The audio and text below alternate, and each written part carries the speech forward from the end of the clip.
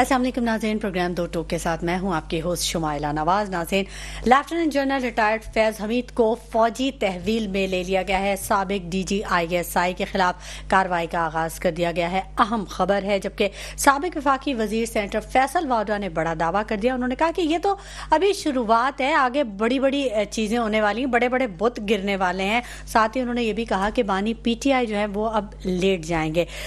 شیخ رشید نے army chief Asim Munir سے عام معافی کی اپیل کر دی ہے۔ جبکہ پی ٹی آئی کی پوزیشن کیا ہے، کیا وہ احتجاج کرے گی کسی بھی چیز پر، یا اس پوزیشن میں ہے کہ وہ احتجاج کرے، اس پر ضرور بات کریں گے۔ جبکہ این اے 154، این اے 81 اور این اے 79 گجرانوالہ میں دوبارہ گنتی کا کیس ہے، اور سپریم کورٹ نے الیکشن کمیشن کا فیصلہ بحال کر دیا ہے۔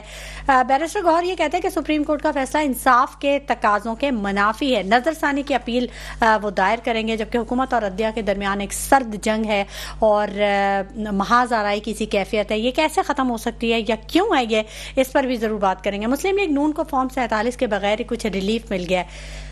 ناظرین، کیا سیاسی جماعتوں میں ڈائلاگ کا کوئی امکان ہے یا معاملات جو ہیں وہ مزید بگڑ رہے ہیں؟ کیا پاک فوج نے گھر سے صفائی کا آغاز کر دیا ہے؟ سندھ حکومت نے ایئر ایمبولینس شروع کرنے کا فیصلہ کیا ہے، ایئر ایمبولینس سروس شروع کرنے جا رہی ہے، اور انہوں نے کہا ہے کہ جو شہری ہیں ان کو بڑا ریلیف ملے گا، مریضوں کو بڑا ریلیف ملے گا۔ سندھ حکومت کا بہت بڑا اقدام ہے، اس طرح کے کئی اقدامات پہلے بھی شاید ہو چکے ہیں، یہ بھی جاننے کی کوشش کریں گے۔ جبکہ کے الیکٹرک نے جولائی کے بلوں میں میونسپل ٹیکس شامل کر دیا۔ میئر کراچی کہتے ہیں کہ اب ترقیاتی کاموں میں مزید بہتری آئے گی، مزید ترقیاتی کام ہوں گے۔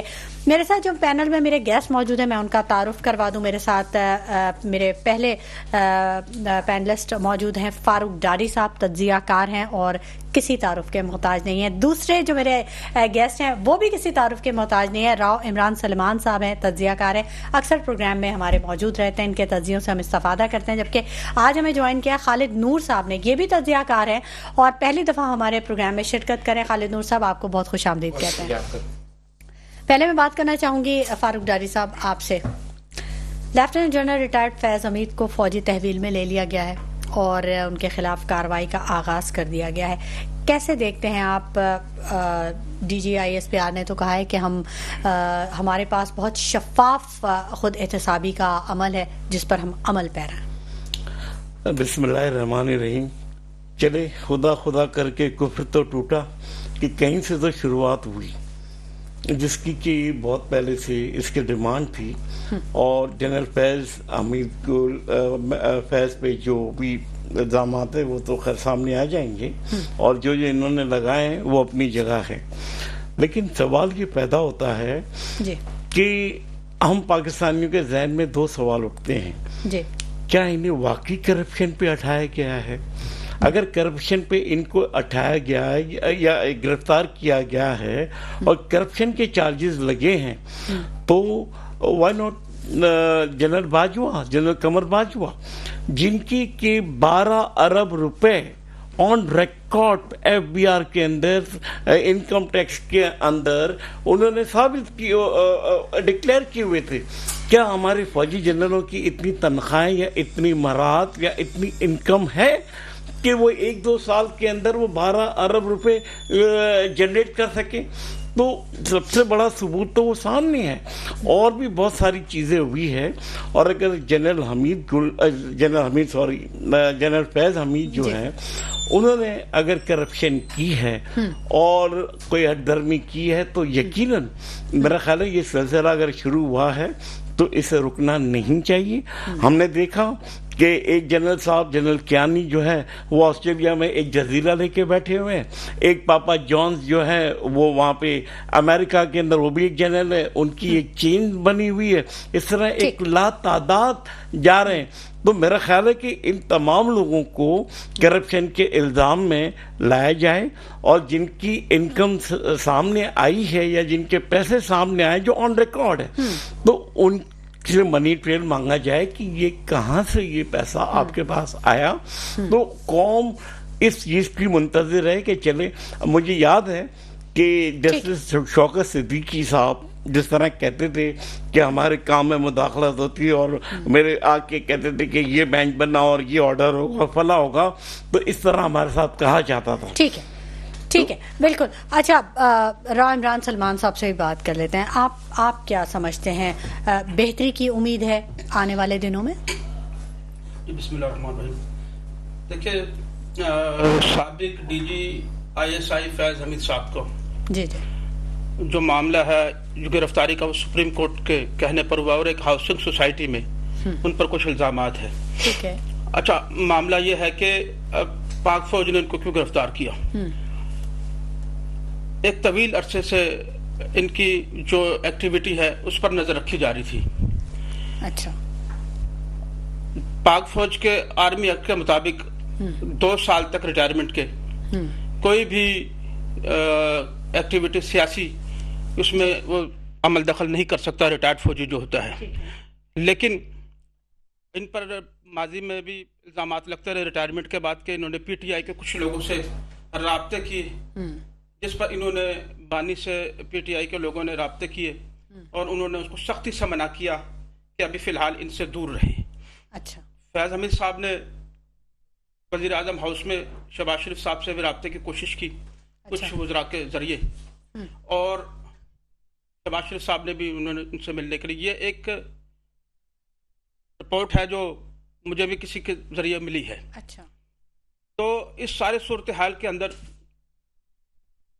9 مئی کا اگر ہم ذکر کریں تو ان پر یہ بھی الزام ہے کہ وہ شاید وہ ان کو پی ٹی آئی کے لوگوں کو برگلاتے رہے ہیں یا ہدایات جاری کرتے رہے ہیں. اور سب سے بڑی ایک محبت ہے جو کہ پی ٹی آئی کے دور میں عمران خان کے ساتھ ان کے رہی ہے اور ان کے بڑے چرچے رہے ہیں جس کے لیے ہم نے فیض آباد دھرنا بھی دیکھا اور ایک لمبی وہ چیز بھی دیکھی. اسی دوران ہم نے آرمی چیف صاحب کے خلاف بھی اس مظاہرے کو دیکھا کہ وہ چاہتے تھے کہ اگر آرمی چیف کسی کو لا رہے ہیں تو کم سے کم حافظ صاحب نہیں ہونے چاہیے. یہ وہ ساری چیزیں ہیں جس کے اوپر یہ عمل دخل ہوا. اور میں یہ سمجھتا ہوں کہ انہوں نے ایک اطلاع کے مطابق آرمی چیف سے بھی اپیل کی تھی. اگر ہم کورٹ مارشل کا ذکر کریں تو کورٹ مارشل میں جس طریقے سے عام عدالتوں کے اندر ایک ریلیف ہوتا ہے کہ اپنے لیے اپیل کی جائے تو فوج میں بھی یہ عمل دخل ہے. اس میں وہ اس کی جرم کے اوپر بات ہوتی ہے کہ اس کو سزا 2 ماہ 4 ماہ 6 ماہ یا پھر عمر قید کی سزا دی جائے.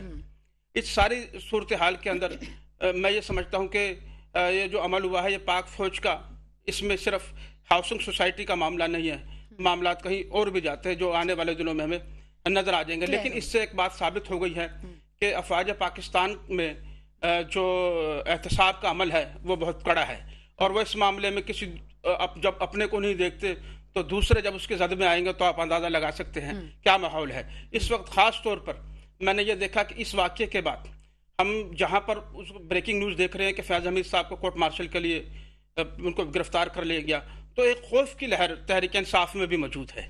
اچھا. اور وہ سمجھتے کہ شاید ہمارے خلاف کچھ عمل ہونے جا رہا ہے. اچھا. لیکن اس پر بھی میں ایک چھوٹا سا یہ تبصرہ کرنا چاہوں گا کہ افواج پاکستان براہ راست سویلین کے خلاف اس طرح اقدامات نہیں اٹھا سکتے. ہم 100 الزام لگا دیں کہ وہ اگر حکومت کو حریف بنا کر ان کے خلاف مقدمات دائر کروا دے وہ ایک عمل جو ہے اس پہ میں کوئی تبصرہ نہیں کر سکتا. لیکن اپنے ہی لوگوں کے اوپر تو ان کا پورا اختیار ہوتا ہے آرمی ایکٹ کے مطابق کہ وہ کر سکے. اور اگر ہم کہیں کہ واڈا صاحب کا ذکر کیا کہ وہ عمران خان صاحب لڑ جائیں گے یہ معاملہ عدالتوں میں ہے اس وقت. اس کا میں سمجھتا ہوں کہ یہی وجہ ہے کہ فوج کا جو ڈسپلن ہے وہ بڑا مشہور ہے. وہ اس بارے میں بہت اسٹرانگ ہے. یہ بہت امپورٹنٹ بات ہے. خالد نور صاحب آپ کیسے دیکھتے ہیں اب یہ جو بیانات کا جو ایک سلسلہ شروع ہو جاتا ہے؟ رانا ثناء اللہ نے بیان دیا, فیصل واؤدہ صاحب نے بیان دیا, عطا اللہ تارڑ صاحب کا بیان سامنے آ گیا, ایک دم سے ایک بھرمار ہو جاتی چاروں طرف سے نا سیاسی طور پہ. تو اس کو کیسے دیکھتے ہیں؟ یہ مطلب بانی پی ٹی آئی لیٹ جائیں گے, بڑے بڑے نام آئیں گے, اس کو کیسے دیکھتے ہیں؟ کس کس کے خلاف گھیرا تنگ ہو رہا ہے؟ بسم اللہ الرحمن الرحیم. پہلے تو میں آپ کا مشکور ہوں کہ آپ ملک کے لیے جو آج بحران کا شکار ہے معاشی طور پہ آپ فکر مند ہیں. میں آپ کے توسط سے عوام الناس سے ایک تجزیہ کار کی حیثیت سے اپیل کروں گا خدا را آپ پریشان نہ ہوں. یہ ملک تا قیامت رہنے کے لیے ہے. آج بھی ملک کی ایک اکثریتی آبادی اپنی فوج سے محبت کرتی ہے، اور فوج سے محبت کرنا ہمارا ایک قانونی اور اخلاقی فرض ہے، کیونکہ جس ملک میں خدا نہ خواستہ اگر فوج کمزور ہوتی ہے تو وہ ملک ٹوٹ جاتے ہیں. آپ عراق، شام یا مختلف ممالک بڑی مثالیں موجود ہیں.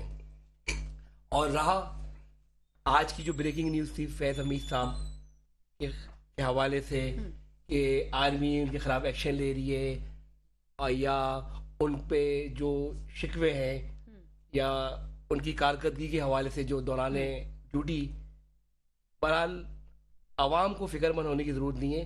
فوج میں ایک اچھا نظام موجود ہے. اگر فیض حمید صاحب نے کوئی خطا نہیں کی ہوگی تو انشاءاللہ وہ کلیئر ہو جائیں گے، اور اگر خدا نہ خواستہ ان پہ چارجز ثابت ہو گئے تو عالمی ایکٹ کے تحت ان کے خلاف کارروائی ہوگی. اور اسی طرح اگر کوئی سیاستدان ان کا اعلی کار بنائے تو اس کے ساتھ پاکستانی قوانین کے تحت، عالمی ایکٹ کے تحت نہیں، پاکستانی قوانین کے تحت کارروائی ہونی چاہیے، کیونکہ اب یہ ملک مزید حادثوں کو مکمل نہیں ہو سکتا ہے. 2 روز بعد ہماری یوم آزادی ہے. آج ہم کیا میسج دے رہے ہیں اپنے ملک کے لیے؟ پوری دنیا ترقی کی طرف جا رہی ہے. آپ بنگلہ دیش کو دیکھ لیں، وہاں پر ایک قوم تھی، بنگالی ایک قوم تھی، انہوں نے اپنے حکمرانوں کو جو ڈکٹیٹر بنے ہوئے تھے سیویلین، ان کو تہس نہس کر دیا. تو الحمدللہ پاکستان کلمے کی بنیاد پہ بنائے. اگر ہمیں پاکستان کو ترقی دینی ہے تو اس ملک میں ہر کسی کے ساتھ انصاف کرنا ہے. اگر ہم سپریم کورٹ کے فیصلے پہ عمل نہیں کریں گے یہ بھی زیادتی ہے. اور حکومتی ریٹ بھی اگر نہیں ہوگی کسی بھی ملک کے کسی حصے میں، یہ بھی ہماری کوتاہی ہے. تو جس سے جو کام ہے اسے کام کرنے دی ہے، اسی طرح ملک ترقی کرے گا. اور آج جو پاکستان حالت جنگ میں خاص طور پر معاشی طور پہ، تو ہمیں اس پہ بھی فکر مند ہونا چاہیے. بہرحال میرا یہ اللہ رب العالمین پہ ایمان ہے کہ ملک بڑی قربانیوں سے بنائے، کہ ملک انشاءاللہ تعالی تا قیامت رہے گا. لیکن یہ جو سازشیں ہو رہی ہیں آہستہ آہستہ خود دم توڑتی جائیں گی. لیکن یہ جو فیض حمید صاحب کے ساتھ جو آرمی نے کیا ہے، تو یہ ہمیں یہ اندازہ ہو گیا کہ فوج مساوی سلوک کرتی ہے. اور انشاءاللہ تعالی اگر فیض حمید صاحب نے خطا نہیں کی ہوگی تو ان کو ریلیف مل جائے گا. ٹھیک ہے بالکل. ڈسپلن یہی ہے آرمی کا. اچھا ٹھیک ہے، یہ تو خیر ایک خبر ہے، اور ہر ادارے کا اپنا ایک نظام ہے اور اس پر وہ عمل پیرا ہوتے ہیں. ان کا ایک اپنی ایک سسٹم ہے جس پہ یہاں جو بیانات کا جو سلسلہ شروع ہو جاتا ہے یہ بڑی گمبھیر صورتحال پیدا کر دیتا ہے. ایک دوسرے کے اوپر الزامات جو اچھالنے شروع ہو جاتے ہیں اور اپنے آپ کو خبروں میں ان رہنے کی جو کوشش میں اس کو کہوں گی، خاص طور پہ جب اس کا کچھ اثر ہی نہ ہو تو پھر وہ بات کی جائے تو پھر وہ بڑا عجیب سا لگتا ہے. فاروق لاڑی صاحب، پی ٹی آئی کی پوزیشن کو آپ کیسے دیکھتے ہیں؟ موجودہ صورتحال میں پی ٹی آئی کسی احتجاج کی متحمل ہو سکتی ہے؟ دیکھیں، پی ٹی آئی ایک حقیقت ہے، عمران خان ایک حقیقت ہے، اور پاکستان کے چاروں صوبوں میں ان کی ایک بہت بڑی اکثریت موجود ہے. چاہے آپ دیکھیں کہ 17 سیٹوں والوں کو 170 سیٹیں دے دی گئی، وہ ساری پی ٹی آئی کی سیٹیں تھیں. میں اسی چینل پہ الیکشن والے دن ایک لائیو ٹرانسمیشن میں بیٹھا، یہ تمام نتائج کو ہم دیکھ رہے تھے، اناؤنس ہو رہا تھا اور اپنا تجزیہ دے رہے تھے. تو ہم نے وہ ساری چیزیں دیکھی، اور ایک بات میں نے یہ کہی تھی کہ صبح جب یہ قوم اٹھے گی تو وہ دیکھے گی کہ جو چوتھے نمبر پہ جس کی ضمانت ضبط ہو رہی تھی وہ جیتا ہوا ہوگا، اور باقی جو ہے اور جو جیتا ہوا اس کا کچھ پتہ ہی نہیں ہوگا. میں اس کی گواہ ہوں کیونکہ میرے ساتھ ہی آپ ٹرانسمیشن کر رہے تھے اور صبح 5 بجے تک ہم لوگ یہاں پہ بیٹھے ہوئے تھے، اور آپ کے بڑے تجزیے اور بڑی جو چیزیں تھیں وہ سامنے آ رہی تھی. بالکل. اب بات ساری یہ ہے کہ دیکھیں، قوموں کو اگر انصاف نہ ملے، ان کی اعلیٰ عدالتوں سے اگر انصاف نہ ملے، اور معزز ججز اگر جو ہے وہ فریق بن جائے تو پھر وہ قومیں تباہ ہو جاتی. ہم نے دیکھا کہ میں نے جیسے ابھی شوکت صدیقی صاحب کا ایک حوالہ دیا، اس کے بعد ہم نے یہ دیکھا کہ ہماری اعلیٰ ہائی کورٹ کے 6 ججز نے ایک احتجاج کیا اپنے کام میں مداخلت کے حوالے سے کہ ان کے بیڈ روم میں کیمرے لگا دیے, کسی کے سوزر کو اٹھا کے تشدد کیا گیا, اگر اس طرح کی وہ کیا جائے تو بڑی غلط بات ہے. آپ دیکھیں جہاں انصاف کی بات ہو رہی ہے تو نئی چیف جسٹس جو جسٹس منصور علی شاہ ہے, ان کا 6 مہینے پہلے نوٹیفیکیشن آ جانا چاہیے. آج اکتوبر 26 کو موجودہ چیف جسٹس ریٹائر ہونے والے ہیں اور ابھی تک ان کا نوٹیفیکیشن جسٹس منصور علی شاہ کا اناؤنس ہی نہیں کیا گیا, ایشو نہیں کیا, پبلک نہیں کیا گیا.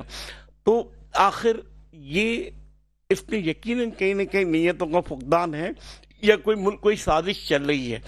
اگر یہ ایکسٹینشن کا سلسلہ ٹوٹلی بند ہونا چاہیے. 65 سال کی عمر میں جب ہمارے سپریم کورٹ کے ججز کے ریٹائرمنٹ ہوتی ہے اور ہائی کورٹ کے ججز کی 62 سال کی عمر میں, تو اس سے زیادہ ایکسٹینشن تو ہم افورڈ ہی نہیں کر سکتے. دوسرے بھی ججز ہیں, جو ہے ایک سسٹم ہے اس کے تحت چلنا چاہیے. اور آپ ان چکروں میں تو آپ نے پورے نظام کو تہس نہس کر دیا ہے, رول آف لا کو ڈیمیج کر دیا گیا ہے, آئین کی پامالی کر رہے ہیں. 8 ججز نے جو میجورٹی کے طور پہ فیصلہ کیا ہے اس کو آپ نگیٹ کر رہے ہیں, اس کو حکومت ماننے کو تیار نہیں ہے. تو یہ اور حکومت وہ جو فارم 47 کی حکومت ہے, یہ عوام کی حکومت نہیں جنہوں نے عوام کے ووٹ سے آئی ہو, یہ فارم 47 کے ووٹ سے آئی ہوئی. ٹھیک ہے فاروق ڈاٹر صاحب, بالکل آئین کو کی بالادستی کو ہونا چاہیے اور انصاف کا بول بالا ہونا چاہیے. بالکل ایسا ہی ہے, تبھی قومیں ترقی کرتی ہیں. ورنہ جس طرح سے ہم معاشی بحران کا شکار ہیں یا سیاسی بحران کا شکار ہیں, یہ بڑی تکلیف دہ سچویشن ہو سکتی ہے ان فیوچر. گفتگو کا سلسلہ جو ہے وہ جاری رہے گا اور تجزیوں کا سلسلہ جاری رہے گا. وقت ہو گیا ایک چھوٹے سے بریک کا, کہیں مت جائیے گا, ہمارے ساتھ رہیے. ویلکم بیک ناظرین, اور گفتگو کے سلسلے کو ہم آگے بڑھائیں گے. اور بات ہو رہی تھی آئین کی بالادستی کی اور حق و انصاف کی. عمران صاحب, ابھی جو صورتحال ہے, پی ٹی آئی نے سپریم کورٹ کا فیصلہ مسترد کر دیا ہے. یہ جو ابھی NA 154 اور NA 81 NA 89 کے جو معاملات سامنے آ, ظاہر ہے آپ کی بھی نالج میں ہوگا, اس کو کیسے دیکھتے ہیں؟ کیوں سپریم کورٹ کا فیصلے کو مسترد کیا؟ کہ یہ اس کے علاوہ کر بھی کیا سکتے رد کرنے کے علاوہ, ظاہر ہے وہ اس کے خلاف اپیل ظاہر کریں گے. نہیں, اس کو فرق نہیں پڑے گا. اپیل کے حق کو بھی ختم کر دیا گیا تھا کچھ دن پہلے.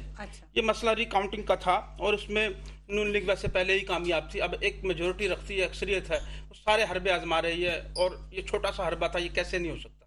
سب سے بڑی بات تو یہ ہے کہ سپریم کورٹ کا جو فیصلہ تھا اس میں آپ نے دیکھا کہ انہوں نے جس طرح الیکشن کے ایکٹ کے اوپر انہوں نے قدغن لگایا اور ایک نئی ترمیم کے ذریعے سپریم کورٹ کے فیصلے کو سبوتاژ کیا, اس میں آپ نے اندازہ نہیں لگایا کہ یہ کیا کچھ کر سکتے ہیں. تو وہاں پر اس فیصلے کو یا اس جو قانون بنایا ہے اس کو بھی مسترد کرنے کی ضرورت ہے. یہ تو 2-3 سیٹوں کی بات ہے, تو میں سمجھتا ہوں کہ کوئی بڑی بات نہیں ہے, اس کو مسترد کر بھی دے تو. اچھا, دوسرا سوال آپ نے تحریک انصاف کے احتجاج کے اوپر بات کی تھی, کیا پوزیشن میں ہے جو اس میں میں اس کے اوپر تھوڑا سا یہ کہوں گا کہ اس وقت شاید پی ٹی آئی بے شک ایک قوت ہے, ایک طاقت ہے, لیکن فی الحال کوئی بھی بڑی سیاسی جماعت اس وقت قومی سطح پر تسلسل کے ساتھ ایک طویل عرصے کی طرز پر, جیسے 2013 میں انہوں نے ایک ماحول بنایا تھا, اب اس پوزیشن میں پاکستان نہیں ہے کہ یہ دوبارہ سے اس طرح کے کام کو کر سکے. 1 یا 2 دن میں جلسہ جلوس تو یہ نکال سکتے ہیں, میری یہ رائے ہے. اگر ایسا ہوتا تو جو کچھ بنا ہے نا ان کے ساتھ, جماعت اسلامی والوں کے ساتھ, اگر وہ اس کے بارے میں کٹھا چٹا کھول کے آپ کو بتا دینا تو آپ کو اندازہ ہو جائے گا کہ ڈاڈی صاحب دوبارہ کبھی کسی پروگرام میں نہیں کہیں گے کہ اس وقت پی ٹی آئی بڑی قوت ہے. مقصد یہ ہے کہ قوم کو بڑی مشکل سے تقسیم کر دیا گیا. میں ان کی اس بات پہ لبیک کہوں گا کہ دلوں سے محبت کو نہیں نکالا جا سکتا, لیکن اب یہ اظہار کی کیفیت کو چھین لیا گیا ہے. اگر میں کسی سے محبت کرتا ہوں تو اس کے اظہار کرنے کی بھی اجازت نہیں ہے. عوام کو بھوک کی حالت میں, عوام کو نفسا نفسی کی حالت میں, چھینا جھپٹی کی حالت میں اور بہت سارے مشکلات میں گھیر کر آپ یہ کہہ کہ باہر نکلے. دیکھیں وہ جو بنگلہ دیش کی بات ہے وہ ایک پوری قوم ہے, ہم جھمگٹ ہیں, ہم لوگ قوم نہیں ہیں, ہم تو تقسیم ہو چکے ہیں, بکھرے ہوئے ہیں, ہمیں اپنے اپنے مسائل کی فکر ہے. اگر میں یہ کہیں کہ عمران خان باہر ہوتا اور وہ اشارہ کرتا تو میں شاید اپنے جملے واپس لے لیتا, لیکن اس وقت جو عمران خان کے لیے بھی جو لوگ کھڑے ہیں, لڑ رہے ہیں, وہ تو خود نفسا نفسی میں آپس میں اپنے عہدوں کے لیے بری طریقے سے एक्सपोज हो चुके हैं पूरी कौम के सामने। और आज के बाद तो खौफ इस कदर हो गया तो अब बयानात का जो जुमले है वो जुमलेबाजी वो कल परसों से एक नए अंदाज में सुन लेंगे। अच्छा। मेरा ख्याल है कि पीटीआई वाले भी पाक फौज जिंदाबाद के नारे लगाने शुरू कर दें, तो ये एक बड़ी गहरी बात है। लेकिन ये एक पैगाम भी है। पाक फौज जिंदाबाद के नारे तो लगाते हैं, सब हर लगाते हैं। सभी लगाते हैं। देखिए आपको प्रोग्राम में बैठना है कि नहीं, अपने टिक्कर चलवाने हैं कि नहीं, अच्छा ठीक है। तो मकसद ये है कहने की कि ये तमाम चीजों के लिए करना है। लेकिन बात यह है कि हकीकत में मैं आपको कहूंगा कि पाक फौज जिंदाबाद वाकई है। लेकिन आप ही लोग बताते हैं ना कि जो असल जो इख्तिलाफ है वो यही है कि किसी एक फर्द का गलत फैसला इदारे पे नहीं लागू हो सकता। हम ये नहीं कह सकते कि पूरा इदारा ही खराब है, ठीक है। तो फौज एक इदारा है, किसी एक शख्स और एक इतना जबरदस्त इदारा है, जैसे कि मेरे भाई ने ये कहा कि जो कौमें अपने इदारों से हट जाती हैं, अपनी फौज के से हट जाती हैं, तो उन मुल्कों का हाल भी इन्होंने बताया। बड़ा अच्छा जुमला अदा किया। तो मैं ये कहूंगा कि ये एहतसाब का जो अमल है ना, हमारी फौज को हम उनके साथ खड़े हैं, ये पार्लियामेंट में भी करें। बेशक वो बराह रास्त नहीं कर सकते। यकीन जाने कि अभी 9 अगस्त को हमारे एक फौज के अफसर जो जख्मी हुए और 11 अगस्त को अल्लाह को प्यारे हो गए। मैं ये चाहता हूं कि पाकिस्तान पीपल्स पार्टी, मुस्लिम लीग नून या पीटीआई के वो लोग जो रोजाना एक झुमकट बना के प्रेस कॉन्फ्रेंस करते हैं, इनमें किसी एक को फौजी वर्दी पहना दो 2 घंटे के लिए, एसी में भी उठा दो तो उनको लग पता जाएगा। ये तो वो बारूद के ढेर पे खड़े होते हैं, 6-6 महीने बाद लाशें इनके घरों से आती है। और अभी ये पॉलिसी, ये चोर उचक्के जो भत्ते के ऊपर अपना घर का खर्चा चलाते हैं, वो कौम के चूल्हों को जलाने के लिए, उनकी पॉलिसियां बनाने के लिए, रोडों की तामीर के लिए जो मनपसंद ठेकेदारों से ये सीमेंट भी अपनी मर्जी का लगवाते हैं, वो असेंबली में जाके हमारे तकदीर के फैसले करें। अभी बरसात आएगी, बारिश आएगी, तो ये इतना बजट आएगा, वो बजट भी खा जाते हैं। तो आप ही तो पहुंचाते हैं ना इसमें भी आपको फौजी नजर आएगी, इसमें भी पाक फौजी आपको पानी में उतरती नजर आएगी। यहाँ अंदाजा करें, इस बात को देखिए। यही तो वो बात है जो दिल जीत लेती है ना कौम का, कि मदद को तो वही वो यही तो देखिए, अवाम यही कहती है फिर ये इदारे, ये जो दूसरे इदारे हैं सैलाब से बचाव के लिए, जो आपके जलजला आ जाए तो उसके एनडीएमए जो है, तो काम तो सिर्फ फौज ही नहीं करना है, नहीं करना। लेकिन मेरी बात सुने, लेकिन वजारत उज़्मा का ताज आप इनके सर पे रख दे, मेरे सर पे रख दे, जो हम फौज से बाहर हैं। ऐसा नहीं करें।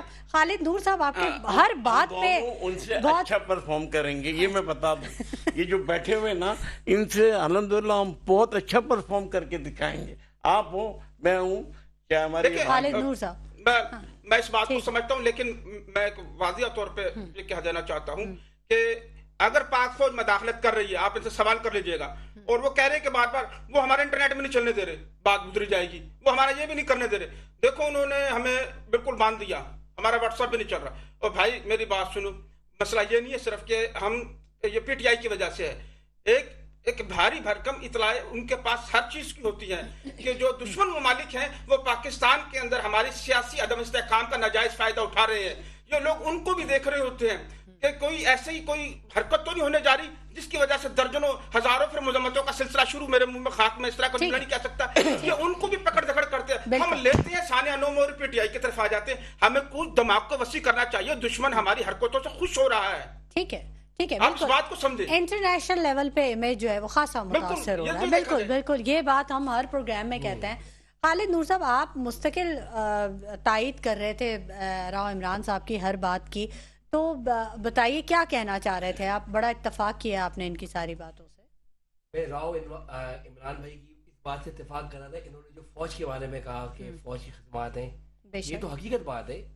और हमारे मुल्क में तो इलेक्शन भी फौज ही कराती है, मर्दमशुमारी भी फौजी कराती है, और सैलाब आता है तो फौजी, बारिश होती है तो भी फौजी, जलजला आता है तो भी फौजी। बिल्कुल, बेशक। अब कराची में अगर थोड़ी सी बारिश हो जाती है इतनी तबाही है। इवन के अगर कहीं आग भी लग जाती है तो भी नेवी के जो है एहलकार आते हैं, नेवी का जो फायर ब्रिगेड का अमला है वो आता है, वो हेल्प आउट करता है। मतलब फौज का जो अमल दखल है वो हर जगह फ्रंट लाइन पे वो खड़े होते हैं। बिल्कुल सही। अब ठीक जिस तरह फार्म 45-47 की एक बहस चल रही है, अभी कोर्ट तक भी पहुंच गई है, अब मखसूस नशिस्तों का भी मसला है। देखिए, पाकिस्तान को कुछ लोग चाहते हैं कि अवाम और फौज को लड़ा दिया जाए, वो इंशाल्लाह नाकाम होंगे।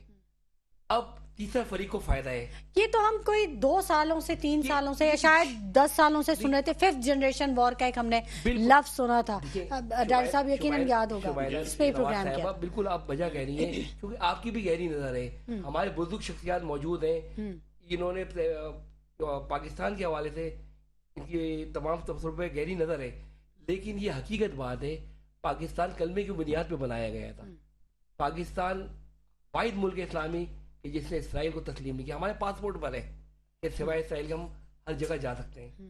یہ بڑی عظیم ملک ہے تو اس کو پریشان بھی تو کرنا ہے نا.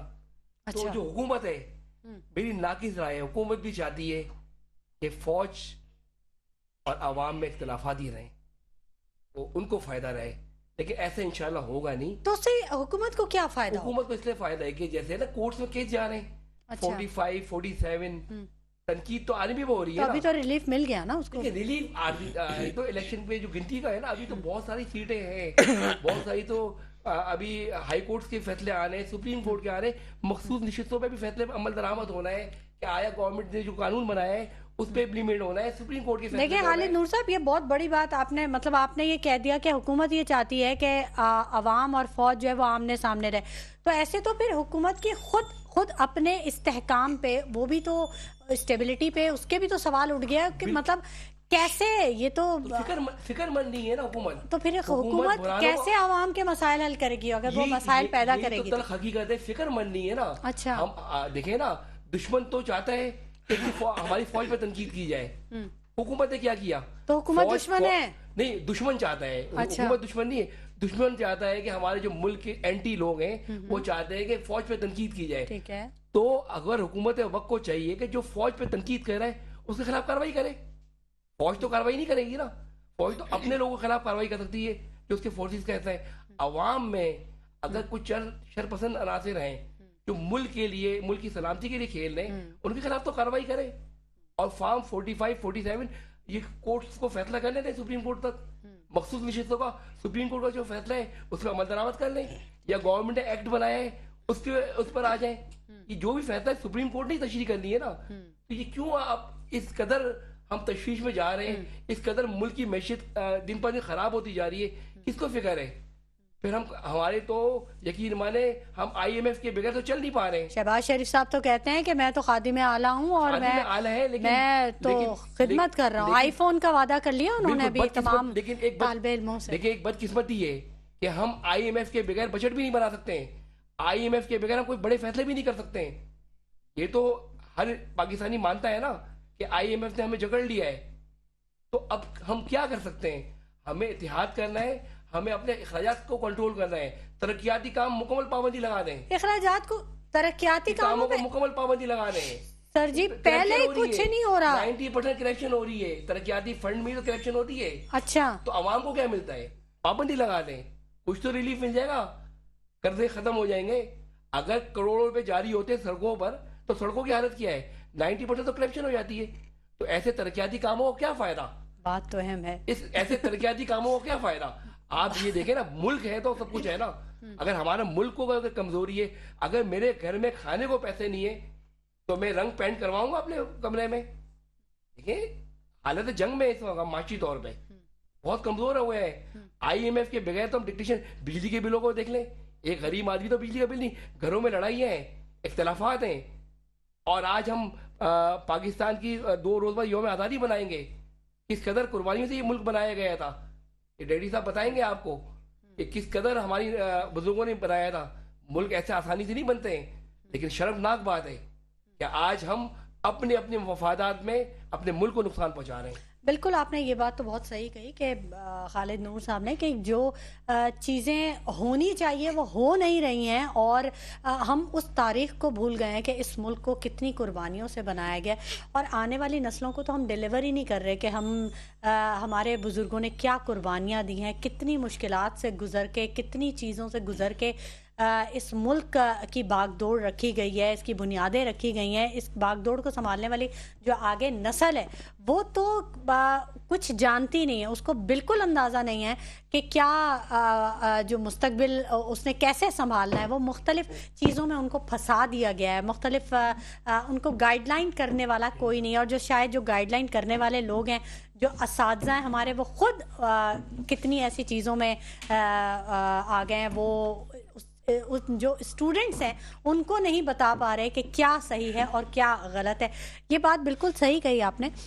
فاروق ڈاڈی صاحب، یہ جو مسائل جن کا ابھی ذکر کیا خالد نور صاحب نے کہ ہم وہ چیزیں ڈیلیور نہیں کر پا رہے، اپنے آنے والی نسلوں کو وہ چیزیں بتا نہیں پا رہے. اب ہمارے بڑے تو جو ہیں کچھ چلے گئے، تو کیسے ملک کا جو نظریہ ہے وہ تو کلیئر ہی نہیں ہے آنے والی نسلوں کو، وہ تو کہیں اور ہی کسی چیزوں میں مگن نظر آ رہے ہیں. تو یہ تو بڑی خطرناک بات نہیں ہو گئی؟ دیکھیے، میں شروع کروں گا. جسٹس منیر نے جو نظریہ ضرورت کے تحت جو اس ملک کے اندر ایک پیل ڈالی، وہ آج تک ہم بھگت رہے ہیں. جسٹس مولوی مشتاق نے بھٹو صاحب کو ایک غلط پھانسی دے کے، مقصد یہ ہے کہ ایک دوسری بنیاد ڈالی، اور یہ سلسلہ وہاں رکا نہیں، یہ اور آگے بڑھتا جا رہا ہے. آگے ہم جائیں گے تو بہت ساری چیزیں سامنے آئے گی. اب سوال یہ پیدا ہوتا ہے کہ آخر ہم اس نہج پہ کیوں پہنچے کہ آج ہم تقریباً 130 ارب ڈالر کے IMF کے مقروض ہیں. میں ہمیشہ اپنے ٹاک شو میں یہ سوال پوچھتا ہوں کہ آخر یہ پیسہ خرچ کہاں ہوا؟ کربلا ڈیم کے بعد ایک ڈیم پاکستان میں نہیں بنا. خالد نور صاحب یہی تو کہہ رہے ہیں سارے ترقیاتی کام ہی بند کر دیں نا، آپ کی کرپشن خود بخود. یہی تو میں کہہ رہا ہوں کہ جب آپ سب کو چھوڑ دیں، آپ اس کا آڈٹ کریں نا، یہ پیسہ گیا کا کون سے پروجیکٹس میں لگا. آپ دیکھیں، آپ سب کو چھوڑیں. صاحب کون آڈٹ کرے گا؟ آڈٹ کرنے والے خود اگر انوالو ہیں. ہم اور آپ کریں گے انشاءاللہ، وقت آئے گا ہم اور آپ کریں گے اس چیز کا آڈٹ. دیکھیں نا، آپ یہ دیکھیں، ہم بچیں گے اس مہنگائی سے، ان بلوں سے، تو پھر ہی کچھ کر سکیں گے. آپ سب کو چھوڑو، 2008 سے 18 تک کا صرف آڈٹ کرتے ہیں. ان 10 سالوں کے اندر، 2008 سے 2018 تک، ان 10 سالوں میں پاکستان کا جو قرضہ ہے 34 ارب ڈالر سے لے کے 94 بلین ڈالر تک چلا گیا. 2013-14 میں اگر 34 ارب ڈالر مسلم لیگ نون نے لیے IMF سے، میں یہ پوچھتا ہوں وہ پیسہ کہاں خرچ کیا؟ کون سے ایسے پروجیکٹس ہیں؟ نہ آپ نے دیکھا دیا میر بادشاہ ڈیم اور 10 ہمارے میگا ڈیم، رات دن کا اس پہ کام چل رہا تھا، اور خان صاحب نے 9 ارب ڈالر اس پہ مختص کیے تھے. اور یہ سارے ڈیم 2023 سے 2029 تک اس کو ہونا تھا. جب PDM کی گورنمنٹ آئی، پہلا کام دیا میر بادشاہ ڈیم پہ بند کرایا گیا اور تمام ڈیموں پہ کام رک گیا. آخر کون ان کے پیچھے ہے؟ یہ کس کو فالو کر رہے ہیں؟ یہ کون سا روڈ میپ ہے جس کو فالو کر رہے ہیں؟ جن لوگوں نے یہ سوچا ہوا ہے کہ پاکستان کو وینٹیلیٹر پہ ہی رکھنا ہے، اور جو ان کے اس پروگرام کو کیری فارورڈ کر رہے ہیں، یاد رکھنا یہ قوم تمہیں بخشے گی نہیں، یہ قانون تمہیں بخشے گا نہیں. بنگلہ دیش کی مثال ہمارے سامنے. میں ڈاکٹر محمد یونس صاحب سے پرسنلی ملا ہوں. اچھا. میری ان سے بہت لمبی ڈسکشنز ہوئی ہے بہت سارے موضوعات پہ. And believe me, he is a gem of a person, he is a gentleman. اور آپ دیکھیے کہ میں آج ایک پریڈکشن دے رہا ہوں کہ یہ بنگلہ دیش ان کی قیادت میں کہاں سے کہاں نکل جائے گا. ان سے ہمیں سیکھنا چاہیے. اور ڈاکٹر، اور آپ دیکھیں کہ یہ اب بہت کچھ کہنے کو لیکن وقت نہیں. فاروق ڈاڈی صاحب بالکل، لیکن میں ایک سوال بھی ضرور کرنا چاہوں گی کہ 6 GDP تو بنگلہ دیش کی تھی، پھر اس کے بعد یہ صورتحال ہونا، بالکل وہ مائنس پہ چلے گئے ہیں. تو مطلب اب پھر وہ دوبارہ سے زیرو سے شروع ہوں گے. بہرحال یہ سوال بھی ضرور پوچھیں گے، لیکن وقت ہو گیا ایک چھوٹے سے بریک کا. ہمارے ساتھ رہیے.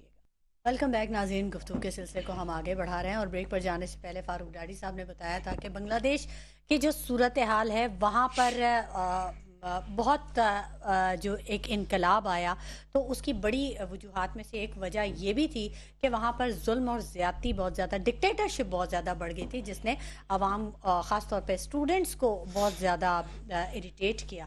بہرحال وہ ساری چیزیں ان کے اپنے سرکمسٹانسز ہیں اور وہ ان کا اپنا ایک کرائٹیریا ہے وہاں پہ جو کچھ ہوا، لیکن یہاں پر جو میچیورٹی لیول ہے وہ یہاں پر زیادہ ہے کمپیریٹیولی. ہم اگر دوسرے خطوں سے بات کرتے ہیں تو یہاں پر ملک سب سے پہلے آ جاتا ہے. بہت ساری چیزیں عوام برداشت کر رہی ہے اور اسی لیے برداشت کر رہی ہے کہ وہ یہ چاہ رہی ہے کہ ملک کو کوئی خدا نہ خواستہ نقصان نہ ہو. یہ بہت بڑی بات ہے. عوام کا ٹالرنس لیول جو ہے وہ بہت بہترین ہے.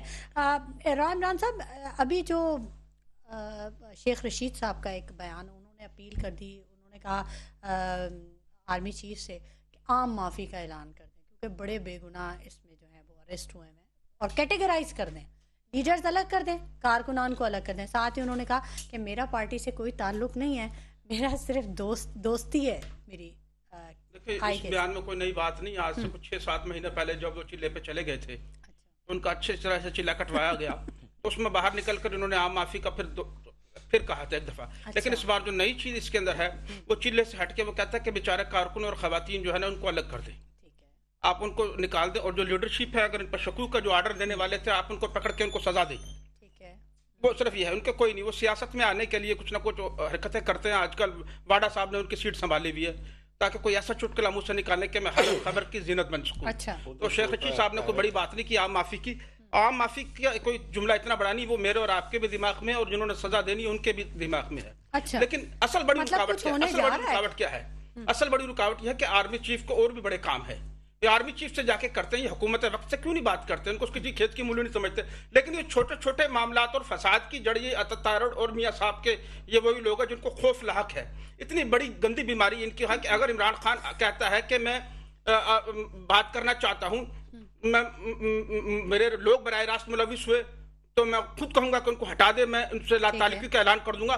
تو مجھے بتائیں کہ بات پہ عمل درآمد ہونے کی بجائے جو مرچوں کا جلنا بجھنے کا عمل ہے وہ اسمبلی میں سے اٹھنا شروع ہو جاتا ہے، قومی اسمبلی میں سے.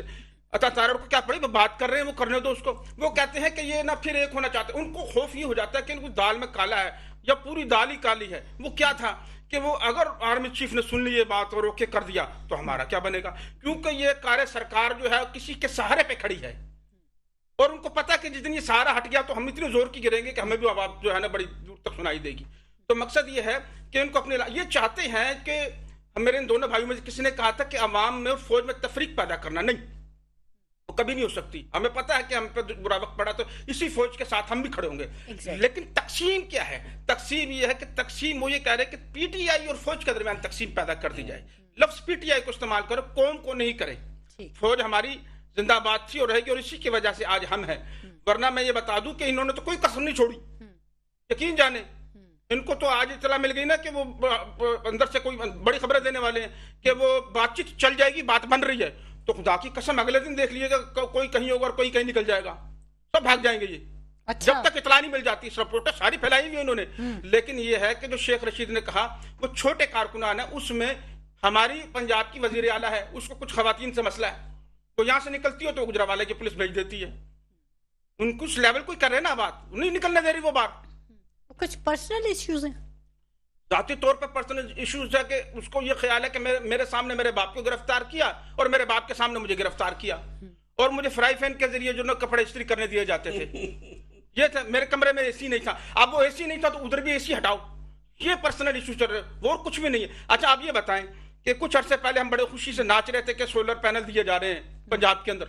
اس کے بعد پتہ چلا کہ 10,000 مزید بائکس، الیکٹرونکس بائکس کی قرآن اندازی میں ڈال دی گئی.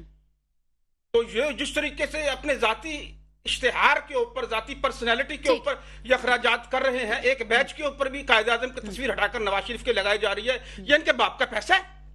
کوئی ان سے پوچھے. تم بتاؤ نا، آٹے کے کنستر سے لے کے گھی کے 96 کے اندر بھی تم نے گھی کے پیپوں پہ اپنے باپ کی تصویر لگا دی تھی. پیسہ ہمارا. اور آپ میری بات کا جواب دیں کہ پیسہ یہاں تو دسمبر میں ختم ہو جائے گا، جتنا بڑا بجٹ ہے آپ کے پاس، پھر چاچا جی سے مانگیں گے، چاچا جی ہمیں پیسے دیں.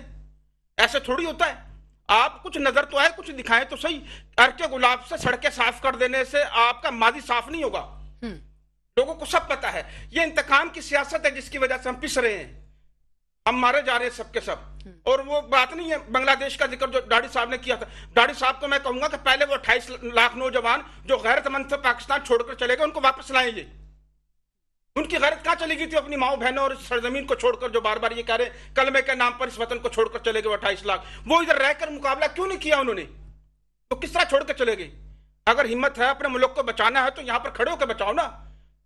28 लाख लोग चले गए, कितना कुछ बेच कर चले गए, अब इधर रहकर वतन की इस कौम की हिफाजत करो, इतने गैरतमंद हो। और जो 28 लाख चले गए ना, उनमें से आप देखो तो 25 लाख तो पीटीआई के लोग हैं। कौन सी हिम्मत की बात कर रही हैं आप? ठीक है, ठीक है। खालिद नूर साहब से भी बात कर लेते हैं। खालिद नूर साहब, आप देखते हैं कि पार्लियामेंट में अवामी मसाइल पर भी कभी कोई बात हुई? ज़ाहिर है आपकी भी बड़ी गहरी नज़र है सियासी माहौल पे और बड़ा आपका तजुर्बा है, तो आप देखते हैं कभी पार्लियामेंट पे अवामी मसाइल को भी उजागर किया गया हो या उसके हल के लिए कभी कोई बात हुई इन सियासी माहौल से हटके? इस सियासी माहौल से हटकर तो पार्लियामेंट में कभी अपनी मराद के लिए तो बहुत ज़्यादा बातें की जाती हैं, लॉसेस बढ़ाने हो, एडी करना हो, तफरी लॉस, इनमें बातें। आवाम के लिए कुछ नहीं। हाँ, हमारे मुआहदे किस तरह हो जाएं, IMF से क्या डिसीजन लेनी है, आवाम के लिए कोई फिक्रमंद नहीं है। और पाकिस्तान दो कौमी नजरिए का नाम है। पाकिस्तान कलमे की बुनियाद पे बना था, और कलमे से अगर जो रिश्ता हमारा कमजोर खुदा ना खासा होता है ना, तब मुल्क टूटते हैं। सियासी जमातों में कोई डायलॉग्स का है इम्कान? बिल्कुल हो सकती है। अच्छा। डायलॉग होना जमहूरियत का हुस्न है, लेकिन बदकिस्मती ये, लेकिन उसके लिए जमहूरियत का होना जरूरी है। जमहूरियत का होना जरूरी, बिल्कुल बजा जमहूरियत का होना बहुत जरूरी है। लेकिन इस मुल्क की बदकिस्मती ये कि फिर अगर हम सब ने एक कौम बनना है तो आपस में रवादारी के साथ मोहब्बत से एक दूसरे को बर्दाश्त। मुझे लगता है मुल्क की तो बदकिस्मती नहीं, मुल्क तो बहुत खूबसूरत, बहुत अच्छा और बड़ा काबिले एहतराम है, ये हमारी बदकिस्मती है। बिल्कुल, मुल्क तो देखे ना, कलमे की बुनियाद पे जब बन गया तो ये हम संभाल ही नहीं पा रहे। आप अलैहिस्सलाम को तोहफा है ये मुल्क को हमने खुद कमजोर किया। ठीक है, ठीक है। अब वक्त बिल्कुल कम रह गया। वन लाइनर इमरान साहब आपसे भी लेना चाहूंगी, कोई मैसेज देना चाहें तो जल्दी। देखिए, मैं ये समझता हूँ कि फिलहाल तो आज एक बहुत बड़ा दिन था जिसमें लोगों ने बहुत बड़ा तमाशा बनाया अपना साबिक DG ISI के खिलाफ। इसमें अगर ये कह दिया जाए कि इसमें आप PTI वाले भी लपेट में आएंगे, थोड़ा तहम्मुल रखें, पाक फौज को और भी बड़े काम है, उन चीजों को नहीं समझती, तो लिहाजा उसको बदनाम करने की बजाय पाक फौज की इज्जत और नफ्स के ऊपर आंच ना आने दे। ठीक है, ठीक है। डाडी साहब, वन लाइनर। देखिए, पाकिस्तानी फौज हमारा प्राइड है और हम बचपन से हमारे फौजी भाइयों के प्रोग्राम भी सुनते हैं, उसमें हम उनको बड़ी, हर पाकिस्तानी उनको एक बहुत अच्छी नज़र से देखते हैं और उनकी इज्जत करते हैं। तो ये कभी मुमकिन ही नहीं है कि पाकिस्तानी कौम अपनी फौज के खिलाफ कभी खड़ी हो। ठीक है, बिल्कुल बिल्कुल। बहुत शुक्रिया फारूक डाडी साहब आपकी तशरीफ आवरी के लिए, बहुत शुक्रिया राव इमरान सलमान साहब आपकी तशरीफ आवरी के लिए, बहुत शुक्रिया खालिद नूर साहब के आप तशरीफ लेके आए। राव इमरान सलमान साहब ने बड़े अहम सवालात उठा दिए हैं और यकीनन इसके जवाब हुकूमत को देने चाहिए। ज़ाती मफादात ने कौमी मफादात को बहुत नुकसान पहुंचाया है, सोचिएगा ज़रूर। इसी के साथ शुमाइला नवाज को इजाज़त दीजिए, अपना बहुत ख्याल रखिएगा, अल्लाह ने के बाद।